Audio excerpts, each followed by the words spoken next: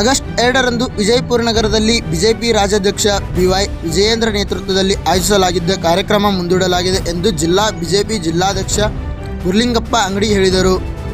ವಿಜಯಪುರ ನಗರದಲ್ಲಿ ಸುದ್ದಿಗೋಷ್ಠಿಯಲ್ಲಿ ಮಾತನಾಡಿದ ಅವರು, ರಾಜ್ಯಾಧ್ಯಕ್ಷ ವಿಜಯೇಂದ್ರ ನೇತೃತ್ವದಲ್ಲಿ ವಿಕಸಿತ ಭಾರತ ಸಂಕಲ್ಪ ಹಾಗೂ ಪ್ರಬುದ್ಧರ ಸಭೆ ಹಾಗೂ ಮುಂಬರುವ ಜಿಲ್ಲಾ ಪಂಚಾಯತ್ ಹಾಗೂ ತಾಲೂಕು ಪಂಚಾಯತ್ ಚುನಾವಣೆಗಳ ಹಿನ್ನೆಲೆಯಲ್ಲಿ ಬೆಳಗಾವಿ ವಿಭಾಗ ಮಟ್ಟದ ಸಂಘಟನೆ ಸಭೆಗಳನ್ನು ನಡೆಸಲು ತೀರ್ಮಾನಿಸಲಾಗಿತ್ತು. ಅಂದು ರಾಷ್ಟ್ರೀಯ ಅಧ್ಯಕ್ಷರಾದ JP ನಡ್ಡಾರವರು ಬೆಂಗಳೂರಿನಲ್ಲಿ ಕಾರ್ಯಕ್ರಮ ನಿಗದಿಯಾಗಿದೆ.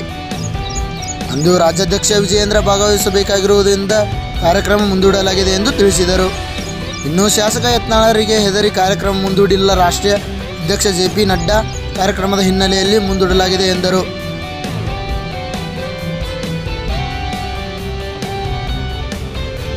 ಆಗಸ್ಟ್ 2, 2025 ಶನಿವಾರದಂದು ನಮ್ಮ ಭಾರತೀಯ ಜನತಾ ಪಕ್ಷದ ರಾಜ್ಯಾಧ್ಯಕ್ಷರಾದ BY ವಿಜಯೇಂದ್ರ ಅವರು ನಮ್ಮ ಹೆಚ್ಚಿನ ಪ್ರಧಾನಮಂತ್ರಿ ನರೇಂದ್ರ ಮೋದಿ ಅವರ 11 ವರ್ಷದ ಸಾಧನೆ ಮತ್ತು ತಾಲೂಕ್ ಪಂಚಾಯತ್ ಜಿಲ್ಲಾ ಪಂಚಾಯತ್ ಚುನಾವಣೆ ಕೂಡ ಬರ್ಬೋದು ಅಂತಕ್ಕಂಥ ಒಂದು ವಿಚಾರ ಇಟ್ಟುಕೊಂಡು ಭಾರತೀಯ ಜನತಾ ಪಕ್ಷದ ರಾಜ್ಯ ಅಧ್ಯಕ್ಷರು ಕಾರ್ಯಕರ್ತರ ಮೇಲೆ ಬಹಳಷ್ಟು ಅಭಿಮಾನ ಇರುವುದರಿಂದ ಬರ್ತಕ್ಕಂಥ ತಾಲೂಕ್ ಪಂಚಾಯತ್ ಜಿಲ್ಲಾ ಪಂಚಾಯತ್ ಚುನಾವಣೆಯಲ್ಲಿ ಭಾರತೀಯ ಜನತಾ ಪಕ್ಷದ ಕಾರ್ಯಕರ್ತರು ಹೆಚ್ಚು ಗೆಲ್ಲಬೇಕು ಅಂತಕ್ಕಂಥ ಒಂದು ವಿಚಾರ ಇಟ್ಕೊಂಡು ಅವರು ಇಲ್ಲಿ ಬಿಜಾಪುರದಲ್ಲಿ ಅಂದ್ರೆ ಬೆಳಗಾವಿ ವಿಭಾಗದ ಒಂದು ಕಾರ್ಯಕ್ರಮ ಯೋಜನೆ ಆಗಿತ್ತು. ಅಂದ್ರೆ ಮೋದಿ ಅವರ 11 ವರ್ಷದ ಸಾಧನೆಯಲ್ಲಿ ಕೂಡ ಬಹಳಷ್ಟು ವಿಶೇಷ ವ್ಯಕ್ತಿಗಳು ಕೂಡಿಸ್ಬೇಕು ಅಂತಕ್ಕಂಥದ್ದು. ಇವತ್ತು ಡಾಕ್ಟರ್ಸ್ ಇರ್ಬೋದು, ಇಂಜಿನಿಯರ್ಸ್ ಇರ್ಬೋದು, ಈ ಸಂಘ ಸಂಸ್ಥೆಗಳ ಅಧ್ಯಕ್ಷರು, ದ್ರಾಕ್ಷಿ ಬೆಳೆಗಾರ ಇರ್ಬೋದು, ವಿಶೇಷವಾದಂಥ ವ್ಯಕ್ತಿಗಳನ್ನ ಕೂಡಿಸಿ ಒಂದು ಸಾಧನಾ ಸಮಾವೇಶವನ್ನು ಮಾಡಬೇಕು. ಜೊತೆಗೆ ಬೆಳಗಾವಿ ವಿಭಾಗ ಅಂದ್ರೆ ಬೆಳಗಾವಿ ಗ್ರಾಮಾಂತರ, ಚಿಕ್ಕೋಡಿ, ಬಾಗಲಕೋಟೆ, ವಿಜಯಪುರ ಜಿಲ್ಲೆಯ ಮಂಡಳ ಅಧ್ಯಕ್ಷರು, ಅದರ ಮೇಲ್ಪಟ್ಟಂತ ಪ್ರಧಾನ ಕಾರ್ಯದರ್ಶಿಗಳ ಮೇಲ್ಪಟ್ಟಂತ ಪದಾಧಿಕಾರಿಗಳಿಗೆ ಬರ್ತಕ್ಕಂಥ ಚುನಾವಣೆಯಲ್ಲಿ ಗೆಲ್ಲುವುದಕ್ಕೋಸ್ಕರ, ಕಾರ್ಯಕರ್ತ ಗೆಲ್ಲುವುದಕ್ಕೋಸ್ಕರ ಒಂದು ಸಂಘಟನಾತ್ಮಕ ಸಭೆಗಳನ್ನು ಕೂಡ ಏರ್ಪಾಡು ಮಾಡಿಕೊಂಡಿತ್ತು. ಆದ್ರೆ ಅನಿವಾರ್ಯವಾಗಿ ನಮ್ಮ ಭಾರತೀಯ ಜನತಾ ಪಕ್ಷ ರಾಷ್ಟ್ರೀಯ ಅಧ್ಯಕ್ಷರಾದಂಥ JP ನಡ್ಡಾಜಿ ಸರ್ ಅದೇ ದಿನ ಬೆಂಗಳೂರಿಗೆ ಬರ್ತಕ್ಕಂಥ ಒಂದು ಪ್ರೋಗ್ರಾಮ್ ಬಂದಿರೋದ್ರಿಂದ ನಾವು ಏನ್ ಮಾಡ್ತಕ್ಕಂಥ ಬಿಜಾಪುರದಲ್ಲಿ ನಾವು ವಿಭಾಗ ಮಟ್ಟದಲ್ಲಿ ಒಂದು ಕಾರ್ಯಕ್ರಮವನ್ನು ಹಾಕೊಂಡಿದ್ವು, ಅದನ್ನ ನಾವು ಮುಂದೂಡಿದ್ದು ಒಂದು ವಿಷಯವನ್ನ ನಮ್ಮ ಮೂಲಕ ಜನರಿಗೆ ತಿಳಿಸ್ಬೇಕು ಅಂತಕ್ಕಂಥ ಉದ್ದೇಶ. ಯಾಕಂದ್ರ ಈ ಕಾರ್ಯಕ್ರಮದ ಯೋಜನೆ ಬಹಳಷ್ಟು ವಿಶೇಷವಾಗಿ ತಯಾರಾಗಿತ್ತು. ನಮ್ಮ ಭಾರತೀಯ ಜನತಾ ಪಕ್ಷ ಎಲ್ಲ ಜಿಲ್ಲಾ ನಾಯಕರು ಪ್ರತಿ ಮಂಡಲಗಳಿಗೆ ಹೋಗಿ 9 ಮಂಡಲಿಗೆ ಹೋಗಿ ಪೂರ್ವ ಸಭೆ ಮಾಡಿದ್ರು. ಆ ಪೂರ್ವ ಸಭೆಗಳು ಕೂಡ ಜನರ ಒಂದು ಉತ್ಸಾಹ ಅಥವಾ ಕಾರ್ಯಕರ್ತರ ಉತ್ಸಾಹ ತುಂಬಿ ತುಳುಕ್ತಾ ಇತ್ತು. ಇದು ಬಿಜಾಪುರದಲ್ಲಿ ಯಾವ ರೀತಿ ಜನಾಕ್ರೋಶ ಯಾತ್ರೆ ರಾಜ್ಯದಲ್ಲಿನೇ 1 ನಂಬರ್ ಅನ್ನುವಂತ ಹೆಸರು ಪಡ್ಕೋತಿ, ಅದೇ ರೀತಿ ಕೂಡ ಎಲ್ಲ ವಿಭಾಗದ ಕಾರ್ಯಕ್ರಮದಲ್ಲಿಯೂ ಕೂಡ ವಿಶೇಷವಾಗಿ ಬಿಜಾಪುರ ಆಗ್ತಿತ್ತು. ಅದು ಅನಿವಾರ್ಯ ಕಾರಣದಿಂದ ನಮ್ಮ ರಾಷ್ಟ್ರೀಯ ಅಧ್ಯಕ್ಷ JP ನಡ್ಡಾ ಅವರು ಬರುವುದರಿಂದ ಇದು ಪ್ರೋಟೋಕಾಲ್ ಆಗಿರ್ಬೋದು ಅಥವಾ ಒಂದು ರಾಜ್ಯದ ಅಧ್ಯಕ್ಷ ಇರಬೇಕಾದ ಒಂದು ಅನಿವಾರ್ಯತೆ ಇರುವುದರಿಂದ ಈ ಕಾರ್ಯಕ್ರಮವನ್ನ ಮುಂದೂಡಿದೆ. ಅದು ಬಹಳಷ್ಟು ತಮ್ಮ ಮಾಧ್ಯಮದವರು ಕೂಡ ಅದಕ್ಕೆ ಸಾಕಷ್ಟು ಪ್ರಚಾರವನ್ನು ಕೊಟ್ಟಿದ್ದಾರೆ. ಅದ್ರಾಗ ವಿಶೇಷವಾಗಿ ನಮ್ಮ ಬಿಜಾಪುರ ಶಾಸಕರಾದ ಬಸವನಗೌಡರಿಗೆ ನೀವು ಕ್ವಶನ್ ಕೇಳಿ ಅದು ಮತ್ತಷ್ಟು ಪ್ರಚಾರವನ್ನೇ ಪಡ್ಕೊಂಡಿತ್ತು. ಅದಕ್ಕೆ ಜನರಿಗೆ ತಪ್ಪು ಮಾಹಿತಿ ಹೋಗ್ಬಾರ್ದು, ಕಾರ್ಯಕರ್ತರಿಗೆ ತಪ್ಪು ಮಾಹಿತಿ ಹೋಗ್ಬಾರ್ದು ಅಂತಕ್ಕಂಥ ಉದ್ದೇಶ ಇಟ್ಟುಕೊಂಡು ಸಮಯ ಕಡಿಮೆ ಇರೋದ್ರಿಂದ ಅದು ನಮ್ಮಿಂದ ಸಾಧ್ಯ ಇಲ್ಲ ಅಥವಾ ನಮ್ಮ ಪಕ್ಷದಿಂದ ಸಾಧ್ಯ ಇಲ್ಲ. ಅದು ಏನಾದ್ರು ಸಾಧ್ಯ ಇದೆ ಅಂದ್ರೆ ಮಾಧ್ಯಮದವರೇ ಈ ಕೆಲಸ ಮಾಡಕ್ ಸಾಧ್ಯದ, ಅವರಿಂದ ಮಾತ್ರ ಇದು ಜನರಿಗೆ ಮನಸ್ಸಿಗೆ ಪ್ರತಿಯೊಬ್ಬರಿಗೆ ಮುಟ್ಟಬಹುದು ಅಂತಕ್ಕಂಥ ಒಂದು ವಿಶ್ವಾಸ ಇಟ್ಟುಕೊಂಡು ಇವತ್ತು ನಾವು ಪತ್ರಿಕಾಗೋಷ್ಠಿಯನ್ನು ಕರೆದಿದ್ವಿ. ಜೊತೆಗೆ ಈ ಕಾಂಗ್ರೆಸ್ ಸರ್ಕಾರನು ಕೂಡ ಬಂದ್ 2 ವರ್ಷ ಆಯ್ತು. ಈ ದಿನನಿತ್ಯ ಈ ಕಾಂಗ್ರೆಸ್ ಸರ್ಕಾರದ ಒಂದು ಕಾಂಗ್ರೆಸ್ 2 ವರ್ಷ ಆದ್ರೂ ಕೂಡ ಇವತ್ತು ದಿನನಿತ್ಯ ಒಂದು ಸಮಸ್ಯೆಯನ್ನ ಜನರ ಮೇಲೆ ಹೊರೆ ಆಗ್ತಕ್ಕಂಥದ್ದು.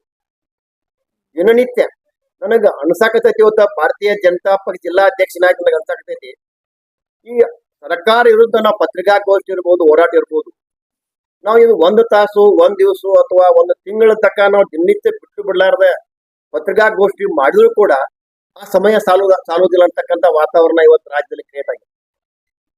ದಿನನಿತ್ಯ ಒಂದು ಸಮಸ್ಯೆ ಜನರ ಮೇಲೆ ಹೊರೆಯಾಗ್ತಕ್ಕಂಥದ್ದು. ಇವತ್ತು ತಾವೆಲ್ಲ ಮಾಧ್ಯಮದಲ್ಲೂ ಕೂಡ ತೋರಿಸ್ತಾ ಇದ್ದೀರಿ ರಸಗೊಬ್ಬರಗಳ ಬಗ್ಗೆ. ಇವತ್ತು ರಸಗೊಬ್ಬರ ಹಾಹಾಕಾರ ನೋಡಿದಾಗ ನಿಜವಾಗಿ ಕೂಡ ನೋವಾಗ್ತೈತಿ. ಈ ಸರ್ಕಾರ ನೀವು ಯಾಕೆ ನಡೆಸ್ತಾ ಇದ್ರಿ ಅಂತಕ್ಕಂಥ ಪ್ರಶ್ನೆ ಬರ್ತೈತಿ. ಸರ್ಕಾರ ಇದೆಯೋ ಸತ್ತಿದೆಯೋ ಅಂತಕ್ಕಂಥ ವಾತಾವರಣ ಪ್ರತಿಯೊಬ್ಬ ಕರ್ನಾಟಕ ರಾಜ್ಯದ ಜನಮನದಲ್ಲಿ ಮನಸ್ಸಿನ ಆಡ್ತಾ ಇದೆ. ಇವತ್ತು ರಸಗೊಬ್ಬರವನ್ನ ಕೇಂದ್ರ ಸರ್ಕಾರ ನಿಮಗೆ 8.7 ಮೆಟ್ರಿಕ್ ಟನ್ ಕೊಟ್ಟರು ಕೂಡ ಇಲ್ಲಿವರೆಗೆ ನೀವು ಖರ್ಚು ಮಾಡಿದ್ದು 6.7 ಲಕ್ಷ ಟನ್ ಆಗ್ತದೆ, ಮೆಟ್ರಿಕ್ ಟನ್ ಆಗ್ತದೆ. ಇನ್ನೂರ 2 ಮೆಟ್ರಿಕ್ ಟನ್ ಗೊಬ್ಬರ ಎಲ್ಲಿ ಹೋಯ್ತು? ಇದು ಕಾಳಸಂತೆಯಲ್ಲಿ ಮಾರಿ ಇದು ಲಾಭಕ್ಕಾಗಿ ಸರ್ಕಾರ ವೈಯಕ್ತಿಕ ಸರ್ಕಾರದ ಲೂಟಿ ಮಾಡ್ತಕ್ಕಂಥ ಕೆಲಸ ನಡೆದೈತೆ ಅಂತಕ್ಕಂಥ ಒಂದು ನೋಡು ಕೂಡ ನಾ ಇವತ್ತು ಹೇಳಕ್ ಇಚ್ಛೆ ಪಡ್ತೀನಿ. ಇವತ್ತು ಸಾಕಷ್ಟು ರೈತರಿಗೆ ಅಂತೂ ವಿರೋಧಿ ಸರ್ಕಾರ ಇದೆ.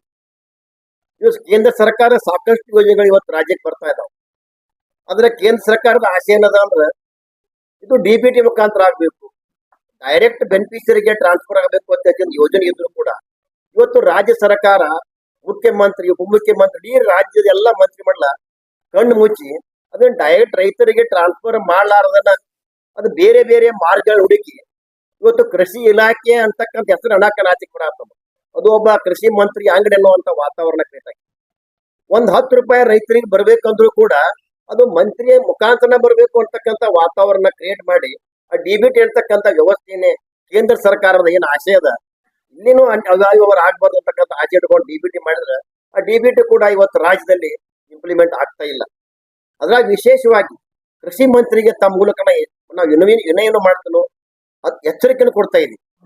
ಯಾಕಂದ್ರ ನಮ್ಮ ಬಿಜಾಪುರ ಜಿಲ್ಲೆ ಇಡೀ ರಾಜ್ಯ ದೇಶ ಜಗತ್ತಿನ ಕೂಡ ಇವತ್ತು ಕೃಷಿ ಉತ್ಪನ್ನ ಕೊಡ್ತಕ್ಕಂಥ ಜಿಲ್ಲೆ ಆಗಿದ್ರಿಂದ ನಾವ್ರಿಗಿನ ಕೃಷಿ ಮಂತ್ರಿಗೆ ನಾನು ಹೇಳ್ತಾ ಇದ್ದೀನಿ, ನೀವು ಸ್ವಲ್ಪ ಬಿಜಾಪುರ ಕಡೆ ಬಂದ್ರಿ. ನೀವು ನಿಮ್ಮ ಏರಿಯಾಕ್ ಮಾತ್ರ ಸೀಮಿತ ಆಗ್ಲಾರ್ದ ವಿಶೇಷವಾಗಿ ಬಿಜಾಪುರಕ್ಕೆ ಹೆಚ್ಚು ಕೃಷಿಗೆ ಮಹತ್ವ ಕೊಡ್ಬೇಕು. ಅಂದ್ರೆ ರಾಜ್ಯದ ಕೃಷಿ ಹೆಚ್ಚು ಉತ್ತೇಜನ ಆಗ್ತೈತಿ. ನೀವು ಬರೀ ನಿಮ್ಮ ಏರಿಯಾಕ್ ಮಾತ್ರ ಸೀಮಿತ ಆಗಿ ನೀವು ಕೆಲಸ ಮಾಡೋದ್ರಿಂದ ನಿಮಗೂ ಕೂಡ ನಾ ಮನವಿ ಮಾಡ್ತೀನಿ, ಬಂದು ಜನರ ಸಮಸ್ಯೆಯನ್ನು ಕೇಳ್ರಿ. ಈಗ ತುರ್ತು ನಡೆದಂತ ಕೃಷಿ ರಸಗೊಬ್ಬರ ಇರ್ಬೋದು, ಇನ್ನೊಂತಾವೆಲ್ಲ ಕೇಳಿದ್ರಿ ಮಾಧ್ಯಮ ಮೂಲಕ ನೋಡಿನಿ, ಕೆಲವೊಂದು ವಿಷಯಗಳನ್ನ ತಿಳ್ಕೊಂಡಿದ್ದೀನಿ. ನಿಡ್ಗೊಂಡ್ ಹೇಳ್ತೀರ ಬ್ಯಾಲ್ಯಾಳದಲ್ಲಿ ಇವತ್ತು ಮಾನ್ಯ ಮುಖ್ಯಮಂತ್ರಿ ಬಂದ್ರು, ಇಂಡಿಗೆ ಬಂದ್ರು, ಸಾವಿರ ಕೋಟಿ ಗಂಟೆ ಅನುದಾನ ರಿಲೀಸ್ ಮಾಡ್ತಾ ಹೇಳ್ತಾರೆ. ಆದ್ರೆ ಇವತ್ತು ಬ್ಯಾಲ್ಯಾಳ ಗ್ರಾಮದಲ್ಲಿ ನೋಡಿದ್ರ ಆ ಕುಲುಷಿತ ನೀರು ಕುಡಿದು ಸುಮಾರು ಒಂದು 100-200 ಇವತ್ತು ಅಲ್ಲಿ ಆ ಊರಿನ ಜನ ಆಸ್ಪತ್ರೆಗೆ ಅಡ್ಮಿಟ್ ಆಗಿದಾರ. ಏನ್ ಮಾಡಾಕತ್ತೀರಿ ನೀವು? ಕುಡಿ ನೀರ್ನು ಸರಿಯಾಗಿ ಶುದ್ಧ ಕೊಡಾಕತ್ತೀರಿ, ಏನ್ ಮಾಡ್ಬೇಕಂತ ವಿಚಾರದ ಎಲ್ಲದ್ರಲ್ಲಿ ವಿಫಲ ಆಗಿರಿ. ಕಡೆ ಕುಡಿ ನೀರು ಅದು ಜೀವನಾಡಿ ಇರ್ಲಿಕ್ಕೆ ಬದುಕಾಗುವುದಿಲ್ಲ ಅಂತ ಶುದ್ಧವಾದ ನೀರ ಕೊಡಾಕ್ ಕೂಡ ನೀವು ವೈಫಲರಾಗಿದೆ. ಉದಾಹರಣೆ ಏನಾಗಿದೆ ಅಂದ್ರೆ ಇವತ್ತು ಕುಡಿ ನೀರಿಗೆ ನಮ್ಮ ಭಾರತೀಯ ಜನತಾ ಪಕ್ಷದ ಬಹಳಷ್ಟು ಒಳ್ಳೆ ಯೋಜನೆ, ಅದು ಮಲ್ಟಿವಿಲೇಜ್ ಸ್ಕೀಮ್ ರಾಜ್ಯದಲ್ಲಿ ಕೂಡ ಬಹಳ ವಿಶೇಷವಾಗಿ ಕಾರ್ಯ ಮಾಡಕೈತಾವ. ಬಿಜಾಪುರದ ಜಿಲ್ಲೆಯಲ್ಲಿ ಕೂಡ 40 ಮಲ್ಟಿವಿಲೇಜ್ ಸ್ಕೀಮ್ ಅದಾವ. ಆ multivillage scheme O&M operation and maintenance ಮಾಡ್ಲಿಕ್ಕೆ ಅದೇ ಅಂತ ಗುತ್ತಿಗೆದಾರರ 40 ಸ್ಕೀಮ್ಗಳಿಗೆ. ಇವತ್ತು 40 ಸ್ಕೀಮ್ಗಳ ಗುತ್ತಿಗೆದಾರರಿಗೆ ಕಳೆದ ಒಂದೂವರೆ ವರ್ಷದಿಂದ ಅವ್ರಿಗೆ ಬಿಲ್ ಕೊಡ್ತಾ ಇಲ್ಲ. ಆ ಸ್ಕೀಮ್ ನಡೆಸ್ಬೇಕಂದ್ರೆ ಆಪರೇಷನ್ ಅಂಡ್ ಮೇಂಟೆನೆನ್ಸ್ ಮಾಡ್ಬೇಕಂದ್ರೆ ಆ ಯೋಜನೆ ಶುದ್ಧ ನೀರು ರೈತರಿಗೆ, ಆ ಶುದ್ಧ ನೀರು ಹಳ್ಳಿಗಳಿಗೆ ಹೋಗ್ಬೇಕಂದ್ರ ಅಲ್ಲಿ ಇರ್ತಕ್ಕಂಥ 20-30 ಕಾರ್ಮಿಕರಿಗೆ ಅವರು ಪಗಾರ ಕೊಡ್ಬೇಕು, ಪೇಮೆಂಟ್ ಮಾಡ್ಬೇಕು. ಅದು ನೀರು ಶುದ್ಧ ಆಗ್ಬೇಕಂದ್ರ ಅದು ಬ್ಲೀಚಿಂಗ್ ಪೌಡರ್ ಬೇಕು, ಅಲಂ ಬೇಕು, ಕ್ಲೋರಿನ್ ಬೇಕು. ನೀವು ಒಂದೂವರೆ ವರ್ಷದಿಂದ ಅವ್ರಿಗೆ ನೀವು ಪೇಮೆಂಟ್ ಕೊಡ್ಲಿಕ್ಕಂದ್ರ ದುಡ್ಡು ಎಲ್ಲಿ ತರಬೇಕು ಅವರು? ಈ ಸಾಕಷ್ಟು ಬಡ್ಡಿ ಮೂಲಕ ತಂದು ಆ ಯೋಜನೆ ನಡೆಸ್ತಾ ಇದ್ದಾರೆ. ಅವ್ರು ಕಳೆದ 8 ತಿಂಗಳಿಂದ ಅವ್ರೆಲ್ಲಾರು ಬಂದು ಜಿಲ್ಲಾ ಪಂಚಾಯತಿಗೆ ಬಂದು ನಾವು ಯೋಜನೆಯನ್ನು ಬಂದ್ ಮಾಡ್ತೀವಿ ಬೈದ್ರ 40 ಯೋಜನೆಯ ಗುತ್ತಿಗೆದಾರರು. ಅವಾಗ ಅಧಿಕಾರಿಗಳ ಪಾಪ ಸರ್ಕಾರಕ್ಕೆ ಏನೂ ಇಲ್ಲ, ಸರ್ಕಾರಕ್ಕೆ ಏನೇನು ಇಲ್ಲ, ಕಿವಿ ಇಲ್ಲ, ಕಣ್ಣಿಲ್ಲ. ಆ ಪಾಪ ಅಧಿಕಾರಿಗಳು ಜನರಿಗೆ ತೊಂದರೆ ಆಗ್ಬಾರ್ದ ದೇಶದಿಂದ ಮನವಿ ಮಾಡ್ಕೊಂಡ ಇಲ್ಲ ಏನ್ರ ವ್ಯವಸ್ಥೆ ಮಾಡ್ತೀವಿ ನಾವು, ನೀವು ಚಲೋ ಮಾಡಿಸ್ತಾರೆ. ಇಲ್ಲಿವರೆಗೂ ಕೂಡ ಅವರ ಗುತ್ತಿಗೆದಾರ ಪರಿಸ್ಥಿತಿ ಇಲ್ಲ. ಇದೇ ರೀತಿ ಮುಂದುವರೆದ್ರ ನಾ ರಾಜ್ಯದ ಮತ್ತೆ ಹೋಗುದಿಲ್ಲ. ಬಿಜಾಪುರ ಜಿಲ್ಲೆಯಲ್ಲಿ ಯಾವ ರೀತಿ ಬ್ಯಾಲಾಳದಲ್ಲಿ ಅಶುದ್ಧ ನೀರು ಹೋಯ್ತು, ಇಡೀ ಜಿಲ್ಲೆಯಲ್ಲಿ ಕೂಡ ಅಶುದ್ಧ ನೀರು ಹೋಗಿ ಇಡೀ ಹಳ್ಳಿಗಳಲ್ಲಿ ಆ ಕೆಟ್ಟ ವಾತಾವರಣ ಕ್ರಿಯೇಟ್ ಆಗ್ಬೋದು. ಅದಕ್ಕೆ ನಾ ಜಿಲ್ಲಾ ಪಂಚಾಯತಿ CO ಇರ್ಬೋದು, DC ಅವ್ರಿಗೆ ಮನವಿ ಮಾಡ್ತೀನಿ, ಎಚ್ಚರಿಕೆಯನ್ನು ಕೊಡ್ತಾ ಇದ್ದೀನಿ ಅವರಿಗೆ. ನೀವು ಬೇಗನೆ ಅದಕ್ಕೆ ಕಾರ್ಯಗತರಾಗಿ ಶುದ್ಧ ನೀರು ಕುಡಿತಕ್ಕಂತ, ಯಾಕಂದ್ರೆ ಮಳೆಗಾಲ ಇರುವುದರಿಂದ ನೀರು ಕಲಿಸಿದಾಗ್ತದೆ. ಇದಕ್ಕೆ ಹೆಚ್ಚು ನೀವು ಮಹತ್ವ ಕೊಡ್ಬೇಕಂತಕ್ಕಂಥ ಒಂದು ಎಚ್ಚರಿಕೆಯನ್ನು ಕೊಟ್ಟು, ವಿಶೇಷವಾಗಿ ಈ 2 ವರ್ಷದಿಂದ ಈ ಸರ್ಕಾರ ಬಂದ್ ರೈತರಿಗೆ ಒಟ್ಟು ಅನ್ಯಾಯ ಮಾಡಕ್ಕೆ ಬಂದ ತಕ್ಷಣ ಕೃಷಿ ಸನ್ಮಾನ್ ಯೋಜನೆ ಬಂದ್ ಮಾಡಿದಿರಬಹುದು, ರೈತರ ಮಕ್ಕಳ ವಿದ್ಯಾನಿಧಿ ಬಂದ್ ಮಾಡಿದ್ರು. ಈ ಕೃಷಿ ಪಂಪ್ ಸೆಟ್ಗಳಿಗೆ ಒಂದು ಯಾವೊಬ್ಬ ರೈತ ಬೋರ್ವೆಲ್ ಹಾಕೊಂಡ ಅಥವಾ ಒಂದು ಬಾವಿ ಹೊಡ್ಕೊಂಡ ಅಥವಾ ಹೊಳೆಯಿಂದ ಪೈಪ್ಲೈನ್ ಮಾಡಿದ್ರಂದ್ರ ಅದಕ್ಕೆ ವಿದ್ಯುತ್ ಸಂಪರ್ಕ ಸರ್ಕಾರ ಬರೀ 25,000 ಕೊಡ್ತಕ್ಕಂಥದ್ದು ಬಹಳ ವರ್ಷಗಳಿಂದ ಇತ್ತು. ಅದಕ್ಕೆ ನೀವು 3 ಲಕ್ಷದೊಳಗೆ ಮಾಡಿದರೆ ರೈತ ಏನ್ ಮಾಡ್ಬೇಕು? ಸಾಲ ಮಾಡ್ಬೇಕು. ಸಾಲ ಮಾಡಿ ಅದು ತೀರಿಸಲಾಗದೆ ಇವತ್ತು ಸಾಲಗಾರನಾಗಿ ಆತ್ಮಹತ್ಯೆ ಹಿಡಿತಾನ. ಈ ಪರಿಜ್ಞಾನಕ್ಕೆ ಸರ್ಕಾರಕ್ಕಿಲ್ಲೇನು ಅಂತಕ್ಕಂಥದ್ದು. ರಾಜ್ಯದಲ್ಲಿ ಬಿತ್ತನೆ ಬೀಜ 20% ಬೆಲೆ ಏರಿಸಿದ್ರಿ. ಬರ ಪರಿಹಾರಕ್ಕೆ ಕೇಂದ್ರದಿಂದ ಸುಮಾರು 3,454 ಕೋಟಿ ರೂಪಾಯಿ ಬಂದೈತಿ ರಾಜ್ಯಕ್ಕೆ. ಒಬ್ಬ ರೈತನಿಗೆ ಒಂದು ನಯಾ ಪೈಸೆ ಮುಟ್ಟಿಲ್ಲ. ಆ ದುಡ್ಡು ಎಲ್ಲಿ ಹೋಯ್ತು? ಲೂಟಿ ಆಗಿದೆ ಅಂತಕ್ಕಂಥ ಆರೋಪವನ್ನು ಕೂಡ ಸರ್ಕಾರಕ್ಕೆ ನಾವು ಮಾಡ್ತಾ ಇದ್ದೀವಿ. ಈಗ ಸುಮಾರು ಈಗ ನಾ ಹೇಳಿದ ಹಾಗೆ ಈ ಪಂಪ್ ಸೆಟ್ಗೆ ಕರೆಂಟ್ ಸಂಪರ್ಕ ಮಾಡ್ಲಿಕ್ಕೆ ಸಾಲ ಮಾಡ್ತಾನ. ಈಗ ಸುಮಾರು 2 ವರ್ಷದಿಂದ 3,400 ರೈತರ ಆತ್ಮಹತ್ಯೆ ಆಗಿದೆ.